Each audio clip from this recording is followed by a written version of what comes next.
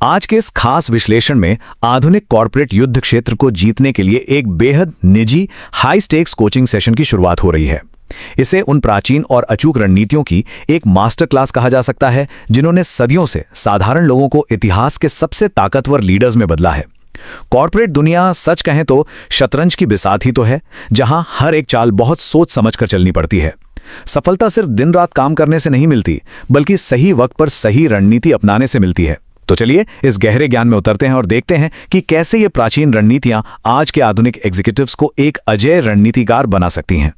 एक बहुत ही पुरानी और गहरी कहावत है, सांप अगर जहरीला ना भी हो तब भी उसे फुफकारना कभी नहीं छोड़ना चाहिए। अब कॉर्पोरेट माहौल में इसका क्या मतलब हुआ? सीधा सा अर्थ है, एक लीडर को हमेशा अपनी अडिग ताकत का प्रदर्शन करना चाहिए। अगर कोई अपनी कमजोरियां दुनिया के सामने रख दे तो अवसरवादी सहकर्मी उस मौके का फायदा उठाने में एक सेकंड भी नहीं लगाएंगे। इसीलिए भले ही अंदर से कितनी भी उलझन या असुरक्षा क्यों ना महसूस हो रही हो, बाहर से एक मजबूत और अभेद्य आवरण बनाए रखना लीडरशिप का सबसे पहला उसूल है। अब आते हैं हमारी पहली और शायद सबसे ताकतवर रणनीति पर, रणनीतिक खामोशी यानी स्ट्रेटेजिक साइलेंस की ताकत। एक नौसिखिए और एक असली मास्टर के बीच का फर्क समझना बहुत दिलचस्प है। एक तरफ वो इंसान होता है जो हर बात पर तुरंत प्रतिक्रिया देता है, जिसका गुस्सा उसकी सारी समझदारी को निगल जाता है।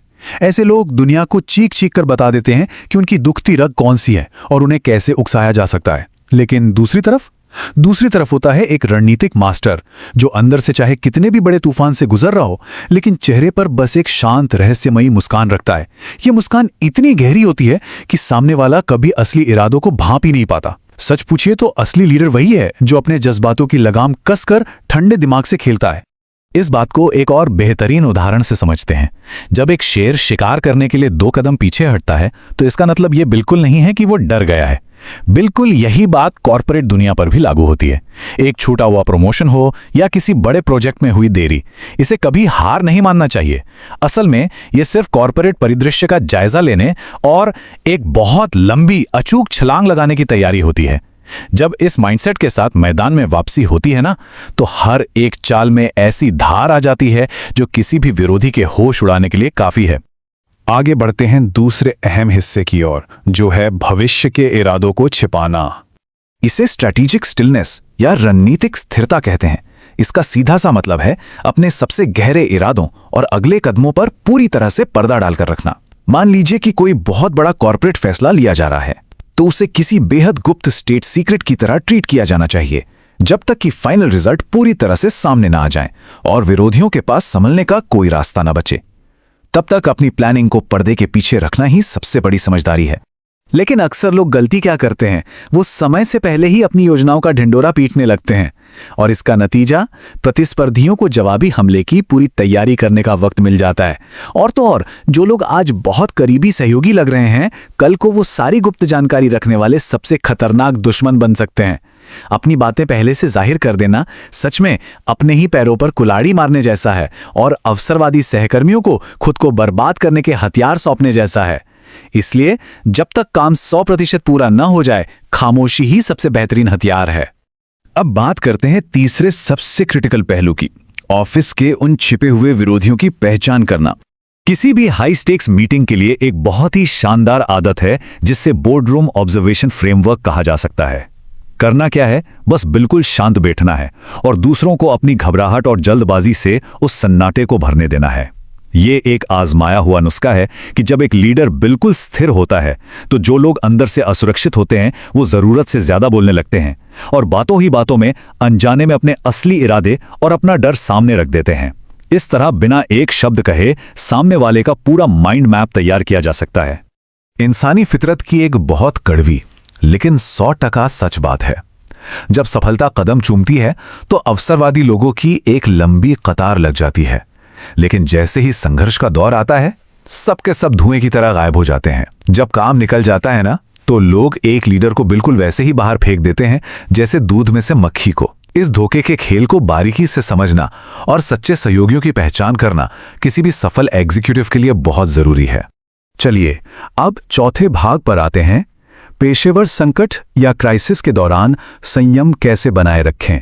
एक बहुत ही गहरी लाइन है, शब्दों से नहीं बल्कि खामोशी से अपना जाल बुने। जब ऑफिस में कोई नीचा दिखाने की कोशिश करे या उकसाए तो पलटकर जवाब देने में अपनी एनर्जी बिल्कुल बर्बाद नहीं करनी चाहिए। उसके बजाय सिर्फ गहरे ऑब्जर्वेशन का इस्तेमाल होना चाहिए। एक मास्टर की खामोशी असल में एक ऐसा अदृश्य जाल बन जाती है जिसमें हमलावर अपनी ही आक्रामकता और जल्दबाजी के कारण खुद ब खुद उलझता चला जाता है। यहां सबसे अहम सवाल उठता है कि कॉर्पोरेट वल्नरेबिलिटी यानी अपनी कमजोरियों को कैसे मैनेज किया जाए। सीधा सा नियम है, अपनी व्यक्तिगत कमजोरियों को अपने भीतर इतनी गहराई में दफन कर देना चाहिए कि किसी को भनक भी ना लगे। जो भी दर्द है उसे एक छिपी हुई ताकत में बदल लेना चाहिए। एक सच्चा रणनीतिकार कभी भी किसी भी हाल में अपनी टीम के सामने यह जाहिर नहीं होने देता कि वो अंदर से टूट रहा है। क्यों? क्योंकि छिपे हुए दुश्मन हमेशा उसी जगह वार करते हैं जहां सबसे ज्यादा दर्द होता है। और इसी के साथ हम पहुंचते हैं 5वें हिस्से पर, अल्पकालिक फायदों यानी शॉर्ट टर्म गेन्स का जाल।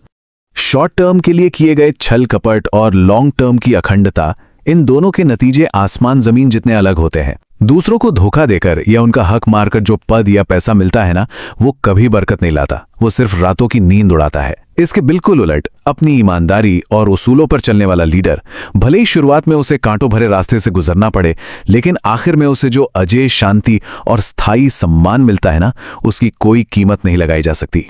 एक बात हमेशा याद रखने वाली है, प्रकृति की अदालत में कभी किसी गवाह की जरूरत नहीं पड़ती। कर्म का सिद्धांत इतना अचूक है कि बोर्डरूम में लिया गया हर एक गलत शॉर्टकट या धोखा एक न एक दिन भारी ब्याज के साथ अपनी कीमत वसूली लेता है।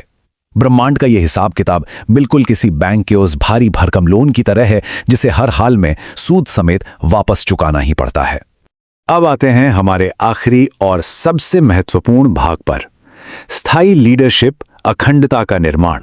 इस सवाल पर एक पल के लिए ठहरना बहुत जरूरी है। जब ये सारे कॉर्पोरेट युद्ध, ये सारी रेस समाप्त हो जाती है तो आखिर में क्या बचता है?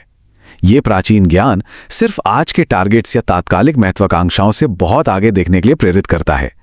जीवन के अंतिम मोड़ पर यह समझना बहुत जरूरी हो जाता है कि सफलता का असली पैमाना आखिर है क्या। सच तो यही है कि एक लीडर का अंतिम मूल्यांकन इन भौतिक चीजों से बिल्कुल नहीं होता।